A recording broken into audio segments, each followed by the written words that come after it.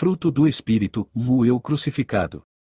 O fruto do Espírito é um dos temas mais vibrantes da ética cristã, pois mostra para o mundo o que Espírito Santo colocou dentro de cada um de nós. Gálatas capítulo 5 versículo 16 ao 26. Digo, porém, andai em espírito e não cumprireis a concupiscência da carne. Porque a carne cobiça contra o Espírito, e o Espírito, contra a carne, e estes opõem-se um ao outro, para que não façais o que quereis. Mas, se sois guiados pelo Espírito, não estáis debaixo da lei. Porque as obras da carne são manifestas, as quais são prostituição, impureza, lascívia, idolatria, feitiçarias, inimizades, porfias, emulações, iras, pelejas, dissensões, heresias, invejas, homicídios, bebedices, glutonarias e coisas semelhantes a estas, acerca das quais vos declaro, como já antes vos disse, que os que cometem tais coisas não herdarão o reino de Deus. Mas o fruto do Espírito é caridade, gozo, paz, longanimidade, benignidade, bondade, fé, mansidão, temperança. Contra essas coisas não há lei. E os que são de Cristo crucificaram a carne com as suas paixões e concupiscências. Se vivemos no Espírito, andemos também no Espírito. Não sejamos cobiçosos de vanglórias, irritando-nos uns aos outros, invejando-nos uns aos outros. Fruto do Espírito e dons espirituais não deveriam ser exclusivistas, mas duas realidades complementares que revelam todo o conselho de Deus. Quem é cheio do Espírito deve desejar o fruto do Espírito na mesma intensidade que deseja os dons espirituais. Se os dons são sinais poderosos para a evangelização e edificação da Igreja, o fruto do Espírito é o testemunho poderoso de uma natureza purificada em meio à geração corrompida. Ora, no meio das trevas quem é luz é como quem segura uma tocha iluminada à meia-noite. Assim, o fruto do Espírito é o testemunho do eu crucificado ou com Cristo. Esse eu não é mais regido pelos instintos primitivos e animalescos da carne, mas pela direção harmoniosa, calma e serena do Espírito Santo. O fruto do Espírito na vida do crente. O crente em Jesus é alguém que vive sob os domínios do Espírito, ele é liberto da lei e dos rudimentos deste mundo, mas isso não significa uma vida passiva. O fruto do Espírito é a expressão do Espírito na vida do crente.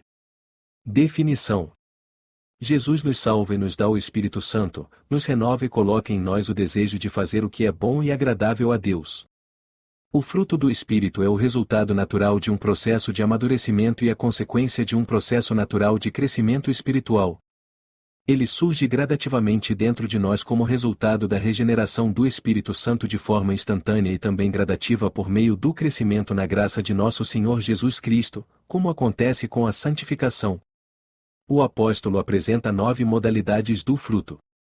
O fruto, no singular. Alguns expositores estranham o fato de Paulo contrapor-o às obras da carne com o fruto do Espírito, no singular, quando era de se esperar o frutos. O fruto que aparece logo em seguida é o amor, as 8 virtudes seguintes são os reflexos do amor, o gozo, paz, longanimidade, benignidade, bondade, fé, mansidão, temperança. A forma singular sugere que nelas se produz a unidade de caráter de Cristo, as 9 graças mencionadas, todas elas em contraste com as confusões das obras da carne. Andar no Espírito. Ser guiado pelo Espírito significa, na linguagem paulina, vitória sobre os desejos e impulsos carnais. Andar no Espírito é uma expressão que indica viver corretamente em humildade, submissão e santidade. O apóstolo Paulo usa termos similares para se referir a esse estilo de vida dos crentes, para que possais andar dignamente diante do Senhor, agradando-lhe em tudo, frutificando em toda boa obra e crescendo no conhecimento de Deus, ou andar e agradar a Deus, ou andar no amor, ou andar como filhos da luz, ou andar nele. O apóstolo Pedro nos ensina, andai em temor, durante o tempo da vossa peregrinação, 1 de Pedro capítulo 1 versículo 17. Diferença e relação entre o fruto e os dons do Espírito. Os dons espirituais e o fruto do Espírito têm a sua origem numa mesma fonte e ambos glorificam a Cristo, mas se trata de coisas distintas. Diferença. O que há em comum entre essas duas fases abençoadas da nossa redenção é a fonte de origem. A primeira e a maior modalidade do fruto do Espírito é o amor, as demais modalidades são reflexos do amor. O apóstolo Paulo usa o amor como representante do fruto do Espírito ao comparar o fruto com os dons do Espírito. O amor é superior aos dons, é o caminho ainda mais excelente. Por essa razão, o amor encabeça essa lista no livro de Galatas, e em outras passagens prevalece a supremacia do amor. Paulo afirma ainda que os dons sem o amor não são o nada. E são passageiros, mas o amor é eterno. Os dons na igreja. Convém relembrar que os dons são importantes. Isso não significa que devemos desprezá-los. É a vontade de Deus que os irmãos e as irmãs não ignorem os dons espirituais, e que busquemos os melhores. E eu não desprezeis as profecias, os dons são comparados a um andaime numa construção ou à igreja, a um edifício. Não é possível uma construção prosseguir sem o andaime, mas uma vez concluída a obra, o andaime é dispensado. No céu não haverá necessidade dos dons, mas eles são uma necessidade imperiosa na vida da igreja hoje, pois ela precisa do poder do alto para combater o reino espiritual das trevas. Segundo Apocalipse capítulo 21 e 22, no mundo vindouro não há necessidade desses recursos do Espírito. Jesus utilizou a analogia da videira para ensinar a relação necessária que deve existir entre o Espírito Santo e o crente para que a sua semelhança com Cristo seja notória nele. É o Espírito Santo que produz o fruto espiritual em nós quando nos rendemos sem reservas a ele. Isso abrange nosso espírito, alma e corpo e todas as faculdades que os constituem. O fruto do Espírito é o caráter de Cristo produzido em nós para que em nosso viver o demonstremos ao mundo. O Espírito se opõe à carne. O que levou o apóstolo ao assunto foi o contexto das igrejas da Galácia. O abuso da liberdade cristã, a antinomia, de um lado, e o legalismo, de outro estavam dando ocasião à carne, levando à falta de amor e à desunião. O legalismo. Há um acentuado contraste entre estar na carne e andar no espírito. O apóstolo mostra que para ser legalista, viver de acordo com a lei, depende da carne, mas para viver no espírito, depende da graça de Deus. O sistema legalista que os opositores de Paulo, os judaizantes, ensinavam nas igrejas da Galácia, é egocêntrico, motivado pela carne e gera competição espiritual que resulta em desavença. A carne e o espírito.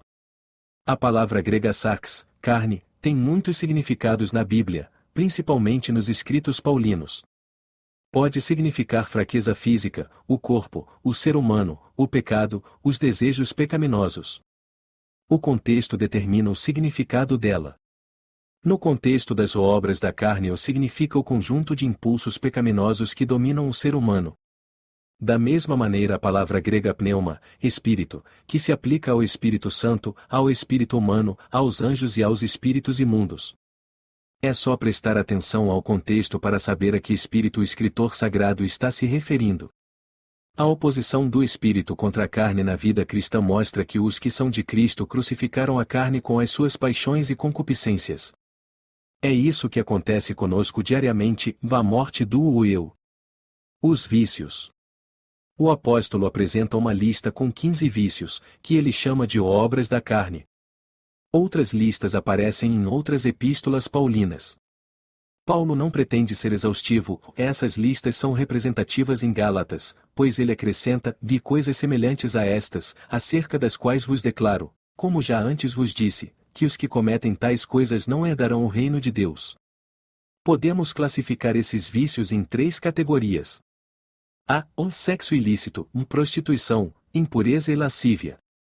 B. O pecados de ordem religiosa, idolatria e feitiçaria.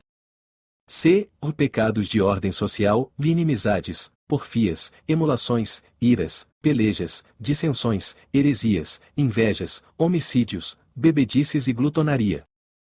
Cabe a cada crente fazer uma análise introspectiva para verificar se suas inclinações são carnais ou espirituais. Salomão disse que o homem é aquilo que imagina a sua alma. Jesus disse que o homem fala aquilo do que seu coração está cheio. O pensamento de cada ser humano norteia seu comportamento. Se a mente é carnal, seu comportamento é carnal, que resulta em morte. Se a mente é espiritual, seu comportamento é espiritual, que resulta em vida e paz.